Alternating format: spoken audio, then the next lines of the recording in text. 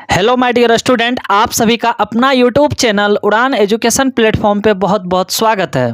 तो जैसा कि आप सभी को पता है कि हम क्लास 10th ब्रिलियंट का क्वेश्चन बैंक सॉल्यूशन करवा रहे हैं, यानी कि सॉल्व करवा रहे हैं, जिसमें कि हम पहला चैप्टर केमिस्ट्री का स्टार्ट किए थे, रासायनिक अभिक्रिया एवं समीकरण। ठीक है, तो उसमें हम पार्ट 3 तक करवा चुके हैं, यानी कि बहुत सारा उसमें ऑब्जेक्टिव क्वेश्चन और अति लघु उत्तरीय क्वेश्चन करवा दिए थे।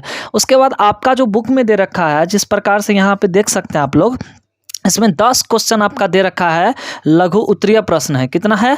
10 क्वेश्चन है जो लघु उत्तरीय प्रश्न है। ठीक है, जिसमें कि हम 5 तक आपको करवा चुके थे। ठीक है, 5 में हम लास्ट क्वेश्चन बताए थे आपको कि ऊष्माक्षेपी और ऊष्माशोषी अभिक्रिया क्या होता है। ठीक है, उदाहरण दीजिए, और 2018 में देख सकते हैं ये क्वेश्चन पूछ रखा है। तो यहाँ तक आपको क्वेश्चन हम करवा दिए थे। तो आज हम इस वीडियो में नेक्स्ट देखेंगे, और जो 5 क्वेश्चन आपका बच गया है, ठीक है, तो उस क्वेश्चन को आज हम विस्तार से चर्चा करेंगे। और इसमें कुछ दीर्घ उत्तरीय प्रश्न कह सकते हैं कि आज आपका यह लेसन खत्म हो जाएगा। ठीक है, यहाँ से देख सकते हैं एक क्वेश्चन दे रखा है दीर्घ उत्तरीय में, तो आज इस क्वेश्चन को भी हम करेंगे। तो सबसे पहले जो बच्चे इस चैनल पे नए आए हैं, ठीक है, तो सबसे पहले तो जाके चैनल को सब्सक्राइब कर दीजिए, वीडियो को लाइक कर दीजिए और बेल आइकन का घंटी को दबा दीजिए, ताकि कोई भी वीडियो डाले तो उसका नोटिफिकेशन आप तक पहुँच पाए। क्योंकि यहाँ पे आपको मिलता है बेहतर नोट्स, कंसेप्ट और आपका बेहतर थ्योरी, ताकि आप अपने एग्जाम में बेहतर नंबर ला सकते हैं और अपने सपने को पूरा कर सकते हैं। तो चलिए ज़्यादा समय ना लेते हुए चलते हैं अपने टॉपिक के तरफ। तो आइए देखते हैं पहला क्वेश्चन क्या है। ठीक है, तो आप सभी स्टूडेंट पढ़िए कि 6 नंबर का क्वेश्चन क्या दे रखा है। 6 नंबर का क्वेश्चन दे रखा है कि प्रतिस्थापन अभिक्रिया क्या है, उदाहरण देकर के समझाइए। क्या है क्वेश्चन? कि प्रतिस्थापन अभिक्रिया क्या है, उदाहरण देकर समझाइए। देखिए 2011 और 17 में यह क्वेश्चन पूछ चुका है, और कई बार हम देखते हैं कि यह क्वेश्चन पूछता है। तो इस बार 2024 के लिए भी यह क्वेश्चन काफ़ी ज़्यादा इंपॉर्टेंट है। तो आइए हम शुरू करते हैं कि प्रतिस्थापन अभिक्रिया किसे कहते हैं। ठीक है, चलिए, तो हम सबसे पहले समझेंगे कि प्रतिस्थापन अभिक्रिया किसे कहते हैं। तो आप सभी को समझा दे कि प्रतिस्थापन कहने का मतलब ये हो गया विस्थापन अभिक्रिया, एक तरह से आप कह सकते हैं। तो अगर आपसे पूछा जाए कि प्रतिस्थापन अभिक्रिया किसे कहते हैं, तो माय डियर स्टूडेंट सभी याद रखेंगे कि वैसी रासायनिक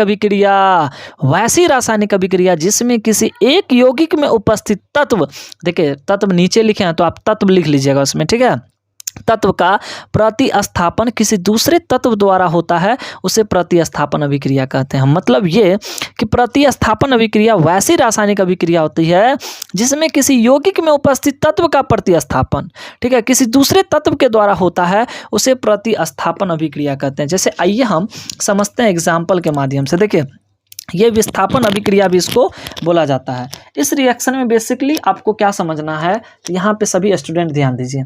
कोई यौगिक होगा, जैसे यहाँ पे देखिए H2SO4 कोई यौगिक है। ठीक है, H2SO4 क्या है? कोई यौगिक है। तो इसमें क्या करेगा, इस यौगिक में से किसी तत्व को दूसरा तत्व आके यानी कि प्रतिस्थापित उसको करके हटाकर और अपना स्थान ले लेगा। प्रतिस्थापन का मतलब ही होता है कि किसी को हटा करके उसके जगह पे अपना स्थान ले लेना। तो यहाँ पे इस रिएक्शन को देखिए, आप लोग रिएक्शन याद नहीं करते, रिएक्शन ही इंपॉर्टेंट होता है, एग्जाम में पूछता है। ठीक है, इसलिए रिएक्शन आप लोग याद किया कीजिए। ठीक है, तो आइए हम इस रिएक्शन को देखते हैं। देखिए इसमें क्या होता है, जिंक जो है यहाँ से देखिए H2SO4 से रिएक्शन करके ZnSO4 प्लस H2 बनाया है। इस रिएक्शन में देखिएगा तो ये जो जिंक होता है, जिंक याद रखिएगा कॉपर से अधिक क्रियाशील होता है। सॉरी, कॉपर से कह रहे हैं, हाइड्रोजन से। ये जो जिंक होता है हाइड्रोजन से अधिक क्रियाशील होता है। तो जैसे जिंक आएगा इसके पास, तो हाइड्रोजन को कहेगा हटो तुम, क्यों? क्योंकि हमसे अधिक पावरफुल है। तो हाइड्रोजन डर के मारे देखिए यहाँ से भाग करके अलग हो गया। ये जो जिंक है कॉपर के साथ मिलकर के गठबंधन का सरकार बना लिया। तो इस प्रकार से यह अभिक्रिया को हम डिफाइन करेंगे। तो सिंपल भाषा में आप कह सकते हैं, ठीक है, इस एग्जाम्पल को लिख करके आ जाइएगा तो आपका सॉलिड नंबर मिल जाएगा। क्या कहना है कि सर वैसी रासायनिक अभिक्रिया जिसमें किसी यौगिक में उपस्थित तत्व का प्रतिस्थापन किसी दूसरे तत्व द्वारा होता है, उसे प्रतिस्थापन अभिक्रिया कहते हैं। और इस तरह से एग्जाम्पल लिख करके ले आइएगा। ठीक है, लिख देना है कि सर Zn जब H2SO4 से रिएक्शन करता है तो H2 को बाहर कर देता है और Zn यहाँ से बन जाता है ZnSO4 H2, यानी कि जिंक सल्फेट। पहले था सल्फ्यूरिक एसिड, अब हो गया जिंक सल्फेट। तो इस प्रकार से आपका पहला क्वेश्चन क्लियर हो गया। तो आइए हम फिर नेक्स्ट क्वेश्चन देखते हैं। नेक्स्ट क्वेश्चन क्या दे रखा है। ठीक है, तो आप सभी स्टूडेंट पढ़िए कितना नंबर का, अब 7 नंबर का हम क्वेश्चन देखेंगे। 6 कंप्लीट हो गया, 7 का देखिए। 7 का पूछ रहा है कि अपचयन और उपचयन यानी कि रेडॉक्स अभिक्रिया क्या। ओ माय गॉड, देखिए 2016 में पूछा हुआ है। रेडॉक्स अभिक्रिया तो समझिए कि जैसे बिहार बोर्ड का फेवरेट लाडला क्वेश्चन है, ठीक है। रेडॉक्स अभिक्रिया कई बार एग्जाम में पूछा हुआ है। तो आइए अब हम लोग समझेंगे कि रेडॉक्स अभिक्रिया किसे कहते हैं बेहतर तरीका से, ठीक है। तो सभी पहले बच्चे सभी यहाँ पे ध्यान से देखिए क्या लिखा हुआ है, ठीक है। इसको पढ़िए, उसके बाद हम इसको एक्सप्लेन करते हैं, ठीक है। चलिए हम ही पढ़ देते हैं।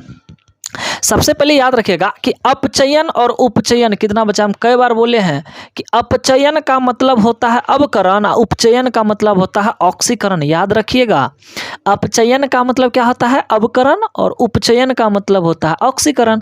इसी को हम कहेंगे कि सर अवकरण ऑक्सीकरण अभिक्रिया को कहा जाता है रेडॉक्स अभिक्रिया, मतलब एक ही बात हुआ, ठीक है। चलिए इसका दूसरा नाम भी हम लिख दिए हैं, कहेगा अपचयन या उपचयन यानी कि रेडॉक्स अभिक्रिया क्या, या ऑक्सीकरण अवकरण अभिक्रिया या रेडॉक्स अभिक्रिया। सिंपल भाषा में समझिए, ठीक है।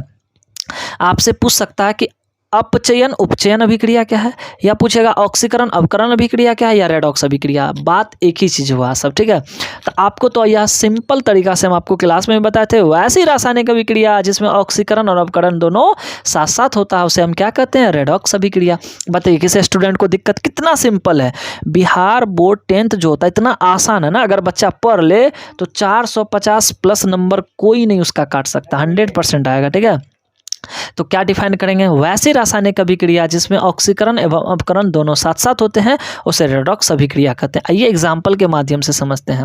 आपको हम बताए थे, देखिए ऑक्सीकरण किसे कहते हैं, तो सर ऑक्सीजन का जुड़ना ऑक्सीकरण और ऑक्सीजन का निकलना क्या होगा अवकरण। तो इस अभिक्रिया में देखिए ये जो कॉपर ऑक्साइड है हाइड्रोजन से अभिक्रिया करके कॉपर और जल बनाया है। अब यहाँ पे देखिए ऑक्सीकरण अवकरण दोनों हो रहा है, इसलिए यह जो एग्जाम्पल ये रेडॉक्स का एग्जाम्पल। बोलिए कैसे, तो देखिए कॉपर ऑक्साइड था, कॉपर ऑक्साइड बेचारा यहाँ पे देख रहे हैं कॉपर सिंगल पड़ गया, मतलब ऑक्सीजन इसके साथ धोखा किया है, ठीक है। ऑक्सीजन देखिए इसके साथ धोखा क्या किया, तो बेचारा को छोड़ दिया, कॉपर अकेले है, और ये किसके पास चला गया, तो हाइड्रोजन के पास, ठीक है। यहाँ पे ऑक्सीजन आ गया, इतना बड़ा धोखा हो गया यहाँ पे। तो आप कह सकते हैं कि सर कॉपर ऑक्साइड यहाँ पे कॉपर अकेले आया, मतलब ऑक्सीजन हट गया, मतलब ऑक्सीजन का वियोग हुआ है। तो ऑक्सीजन का वियोग जो होता है याद रखिएगा उसको अवकरण या अपचयन बोलेंगे, ठीक है। तो यहाँ पे तो हो गया अवकरण, और यहाँ पे जो हाइड्रोजन था इसको देखिए हाइड्रोजन ऑक्सीजन के साथ जुड़ गया, यानी कि हाइड्रोजन में ऑक्सीजन आके जुड़ गया, तो यहाँ पे हुआ ऑक्सीजन का संयोग, तो इसको हम कहेंगे ऑक्सीकरण या अपचयन। तो इस प्रकार से यह एग्जाम्पल किसका था, रेडॉक्स का। तो आप लोग वीडियो को रोक करके ना सभी को नोट कर लीजिए, काफ़ी ज़्यादा इंपॉर्टेंट है। इस बार कसम खा लीजिए, अब की बार 450 प्लस पार गांव में आप ही का हल्का होना चाहिए, ठीक है। बेहतर तरीका से तैयारी कीजिए, और आप इस चैनल के माध्यम से बने रहिए, आपका 10th में बेहतर नंबर आएगा, ठीक है। और आप लोग शेयर नहीं करते हैं वीडियो को, कड़कड़ा के अपने दोस्तों में शेयर कीजिए वीडियो को, ठीक है, ताकि हमको और अच्छा लगे, और आप लोग के लिए इतना बेहतरीन कंसेप्ट सब वीडियो बनाएंगे, मैथ पे भी, ठीक है, सोशल साइंस पे भी, लेकिन आप लोग शेयर नहीं करते हैं वीडियो को। शेयर क्या कीजिए आप लोग, ठीक है। चलिए next question, my dear rasgulla सब पढ़िए, नेक्स्ट क्वेश्चन क्या दे रखा है, ठीक है। नेक्स्ट हम क्वेश्चन देखेंगे कितना 8 का, कह रहा कि श्वसन क्रिया को उष्माक्षेपी अभिक्रिया क्यों कहा जाता है। ओ माय गॉड, 15 में पूछा हुआ क्वेश्चन है। क्या है क्वेश्चन, कि श्वसन क्रिया को उष्माक्षेपी अभिक्रिया क्यों कहा जाता है। तो आइए हम समझते हैं, यह भी क्वेश्चन 2015 में पूछ रखा है कि भाई उष्मा यानी कि श्वसन की जो क्रिया है उष्माक्षेपी अभिक्रिया है, क्यों, समझाइए। तो बहुत ही बेहतरीन कंसेप्ट है, आइए हम इसको समझते हैं कि क्यों कहा जाता है, ठीक है। काफ़ी ज़्यादा इंपॉर्टेंट क्वेश्चन है, तो ये सब क्वेश्चन तो आप लोग याद कर लीजिए अच्छा से, ठीक है, भूलना नहीं है सब क्वेश्चन को। एग्जाम हॉल में अगर पूछ देना तो आप लोग 100% बना के ही आइएगा इस क्वेश्चन को, ठीक है। चलिए पूरा तो नहीं दिखाएंगे, ठीक है, जितना दिखाई देता है पहले हम उसको समझा देते हैं, फिर आगे कर देंगे, ठीक है। आप लोग वीडियो को रोक करके नोट किया कर लीजिए। देखिए क्वेश्चन क्या है, श्वसन की क्रिया को उष्माक्षेपी अभिक्रिया क्यों कहा जाता है, क्योंकि इसके द्वारा हमें उष्मा प्राप्त होता है, एनर्जी प्राप्त होता है, इसलिए कहा जाता है। देखिए सिंपल तरीका से समझिए, आप लोग जो सांस लेते हैं ना, तो सांस के अंदर जो ऑक्सीजन जाता है वो ऑक्सीजन क्या करता है पता है, ग्लूकोज के साथ, यानी कि ग्लूकोज के साथ अभिक्रिया करके हमें ऊर्जा देता है, और ऊर्जा जो देगा तो उसको तो हम उष्माक्षेपी कहवे करेंगे। क्योंकि आप सभी को पता है उष्माक्षेपी अभिक्रिया वैसे अभिक्रिया होती है जिसमें हमें उष्मा का लाभ होता है। तो यहाँ पे देखिए ना, श्वसन के दौरान उष्मा का लाभ होगा, इसलिए हम उसका उष्माक्षेपी अभिक्रिया कहेंगे। आइए पढ़ते हैं, क्या देखिए यहाँ से सबसे पहले लिखे हैं कि जीवित रहने के लिए हमें भोजन की आवश्यकता है। बताइए बिना भोजन का कोई इंसान जीवित रहेगा, नहीं, भोजन तो चाहिए उसको, जिसमें हमें ऊर्जा प्राप्त होता है। भोजन से ही तो हमें ऊर्जा प्राप्त होता है। आप 2 दिन खाना नहीं खाइए तो देखिए आपके शरीर में जान रहेगा, ऊर्जा नहीं रहेगा तो कुछ काम भी नहीं कर पाइएगा। तो लिखेगा कि सर जीवित रहने के लिए हमें भोजन की आवश्यकता होती है जिससे हमें ऊर्जा प्राप्त होती है।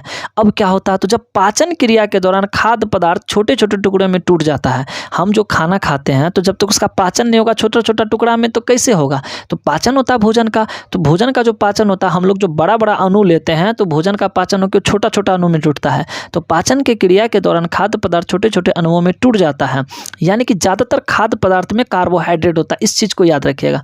हम जो खाते हैं चावल, आलू, सब में कार्बोहाइड्रेट होता है और कार्बोहाइड्रेट टूट करके ग्लूकोज प्रदान करता है। ये भी याद रखिएगा, ठीक है।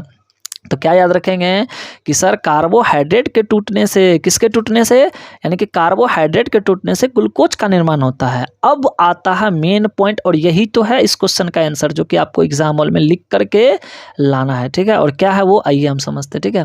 अब आपको क्या लिखना है यहाँ पे, आप वीडियो को रोक करके लिखते जाइएगा, ठीक है। कार्बोहाइड्रेट के टूटने से क्या होता है, ग्लूकोज का निर्माण होता है, जो हमारी कोशिकाओं में उपस्थित ग्लूकोज के अनुशोषण क्रिया द्वारा ऑक्सीजन से अभिक्रिया करके ऊर्जा मुक्त करता है। याद रखिएगा, जो ग्लूकोज होता है ना, ग्लूकोज, तो हमारी शरीर का जो, यानी कि हमारी कोशिकाओं में उपस्थित, कहाँ पे, कोशिकाओं, तो हमारी कोशिकाओं में उपस्थित ग्लूकोज के अणु श्वसन क्रिया करता है, श्वसन के द्वारा ऑक्सीजन लेता है, द्वारा यानी कि श्वसन द्वारा प्राप्त ऑक्सीजन से अभिक्रिया करके ऊर्जा प्रदान करता है। बताइए समझ में आया कि नहीं? मोटा मोटी ऐसे याद रखिएगा कि सर हमें जीवित होने के लिए, यानी कि जीवित रहने के लिए भोजन की आवश्यकता होती है जिससे हमें ऊर्जा प्राप्त होता है, और ऊर्जा प्राप्त होता है तो हम लोग जो पाचन की क्रिया करते हैं उसमें यानी कि पदार्थ के यानी कि बड़े अणु जो है छोटे छोटे अणु में टूटते हैं, ठीक है। और याद रखिएगा ज़्यादातर भोजन में जो पदार्थ होता है कार्बोहाइड्रेट होता है, और कार्बोहाइड्रेट के टूटने से ग्लूकोज का निर्माण होता है, और हमारे शरीर में उपस्थित ग्लूकोज के अणु श्वसन क्रिया जो करते हैं उसमें जो हम ऑक्सीजन लेते हैं उससे अभिक्रिया करके ऊर्जा मुक्त करता है। इसलिए हम कह सकते हैं कि हम कह सकते हैं कि श्वसन एक क्या है, ऊष्माक्षेपी अभिक्रिया है। क्यों? क्योंकि हमको यहाँ पे एनर्जी प्राप्त हुआ है। इस रिएक्शन को आप चाहे तो लिख सकते हैं, ग्लूकोज ऑक्सीजन से अभिक्रिया करता है, तो यहाँ से देखिए कार्बन डाइऑक्साइड जल प्लस ऊर्जा बनाता है। तो इस चीज़ को आप वीडियो को रोक करके, ठीक है, नोट कर लीजिए। हम एक बार फिर से शुरू से हम यहाँ से दे देते हैं, आप लोग वीडियो को रोक करके नोट कर लीजिए, ठीक है। वीडियो को रोक करके नोट कर लीजिए आराम से, देखिए इसको नोट कीजिए कॉपी पे, वीडियो को रोक करके नोट कीजिए आप लोग। चलिए इसका आंसर हो गया। तो आइए हम नेक्स्ट क्वेश्चन देखते हैं कि नेक्स्ट क्वेश्चन आपसे क्या पूछ रखा है, ठीक है। चलिए नेक्स्ट अब कितना नंबर का देखेंगे, तो नेक्स्ट क्वेश्चन हम देखेंगे 10 नंबर का, 10 नहीं 9 नंबर का। चलिए 9 का क्वेश्चन पढ़ते। कह रहा जिंक को आयरन सल्फेट के विलयन में डालने पर क्या होता है। देखिए 2012 और 14 में पूछा हुआ क्वेश्चन है। क्या है कि जिंक को आयरन सल्फेट के विलयन में डालने से क्या होता है। जिंक जानते हैं ना, Zn, और यहाँ से आयरन सल्फेट मतलब FeSO4 के विलयन में डालने से क्या होता है। तो आइए हम इस क्वेश्चन को देखते हैं, ठीक है। बहुत ही अच्छा क्वेश्चन है, प्यारा सा क्वेश्चन है, और एग्जाम के लिए तो कह सकते हैं वेरी वेरी इंपॉर्टेंट क्वेश्चन है, ठीक है। एक भी क्वेश्चन नहीं छोड़ना एग्जाम हॉल में, सभी क्वेश्चन को बना के लाना है। आप लोग बने रहिए मेरे साथ, ठीक है, और रेगुलर तैयारी कीजिए। आप लोग कॉपी कलम लेके बैठा कीजिए और उसको लिखते भी जाइए, ऐसा नहीं कि नहीं लिखिएगा, लिखते जाइए, आप ही लोग को फायदा होगा, ठीक है। चलिए पढ़ते हैं। तो याद रखिएगा ऐसा क्यों होता, आइए समझते हैं।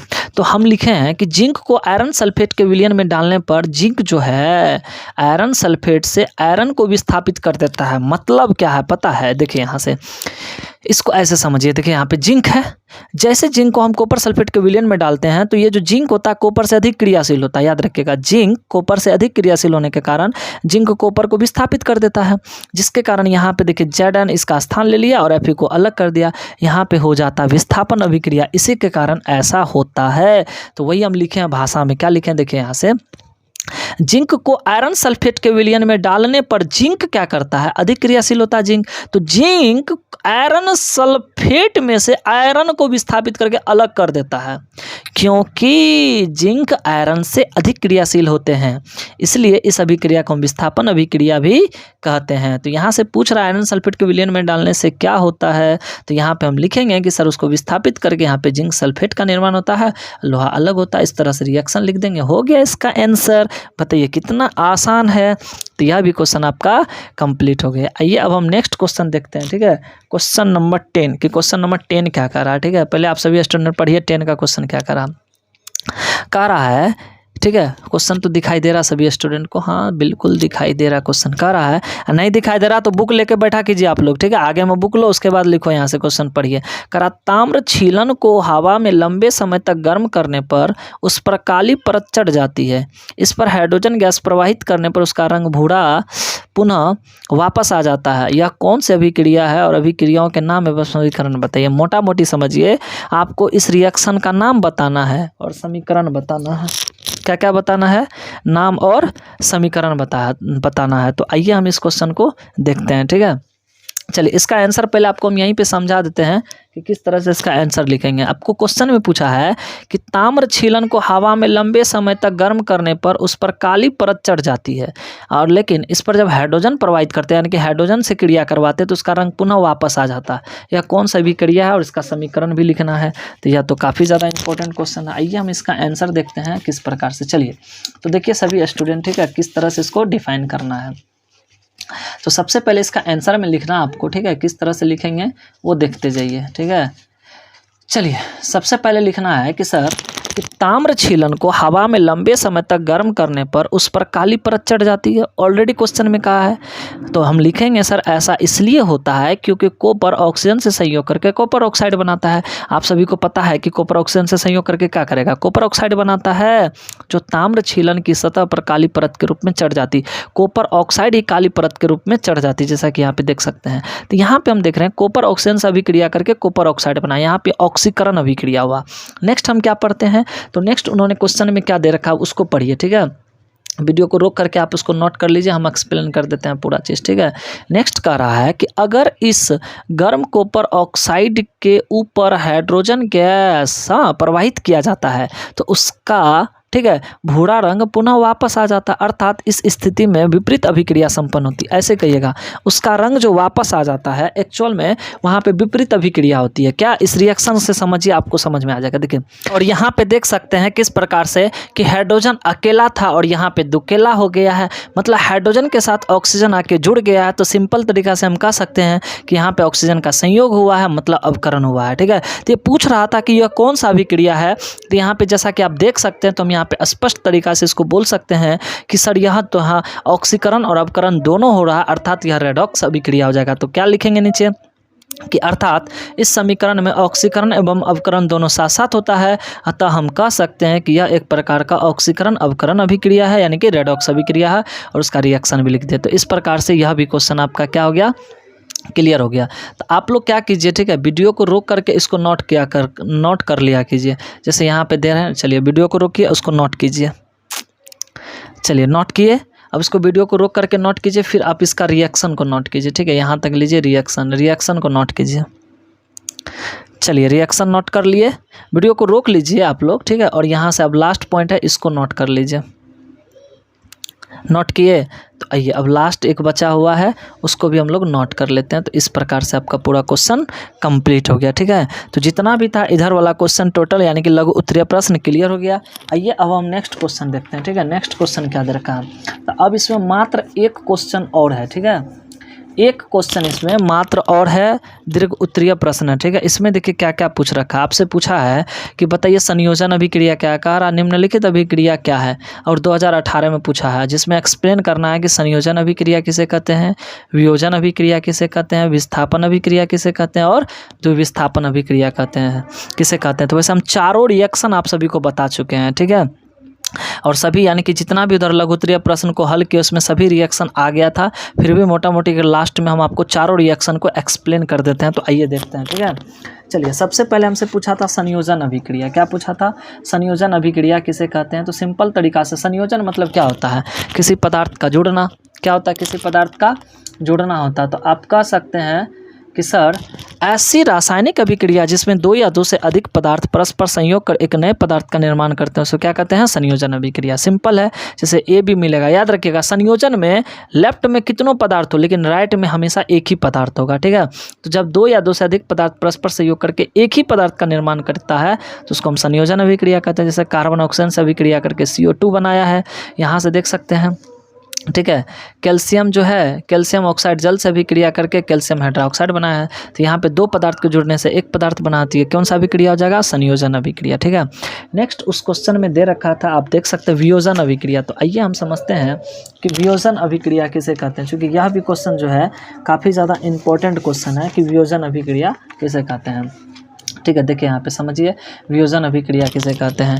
याद रखिए, वियोजन का मतलब होता है टूटना, वियोजन का क्या मतलब होता है, टूटना। तो कहेंगे सर वैसी रासायनिक अभिक्रिया जिसमें एक पदार्थ यानी कि यौगिक के टूटने से दो या दो से अधिक पदार्थ का निर्माण होता है उसे वियोजन अभिक्रिया या अपघटन अभिक्रिया कहते हैं। सिंपल, ठीक है। वियोजन का मतलब होता है टूटना, जिसमें एक पदार्थ के टूटने से दो या दो से अधिक पदार्थ का निर्माण होगा उसको क्या कहेंगे, वियोजन अभिक्रिया। जैसे एग्जाम्पल देखिए, कैल्शियम कार्बोनेट, इसको जब गर्म किया जाता है, क्या किया जाता है, गर्म किया जाता है, तो यह कैल्शियम ऑक्साइड और कार्बन डाइऑक्साइड में टूट जाता है। तो यह एक प्रकार का कौन सा अभिक्रिया हो जाएगा, वियोजन अभिक्रिया होगा। तो वीडियो को रुक करके जल्दी से नोट कर लीजिए आप लोग इसको। चलिए नेक्स्ट हम देखते हैं, नेक्स्ट कह रहा विस्थापन अभिक्रिया। उसमें 4 रिएक्शन था, 2 हम देख चुके हैं, अब हम तीसरा रिएक्शन देखेंगे, ठीक है। इसमें नेक्स्ट कह रहा था विस्थापन अभिक्रिया। तो आइए विस्थापन अभिक्रिया को समझते हैं। इसमें तो आप सभी को बताया हुआ कि वैसे रासायनिक अभिक्रिया जिसमें किसी यौगिक में उपस्थित किसी तत्व का प्रतिस्थापन दूसरे तत्व द्वारा होता है उसे ही प्रतिस्थापन या विस्थापन अभिक्रिया कहते हैं, ठीक है।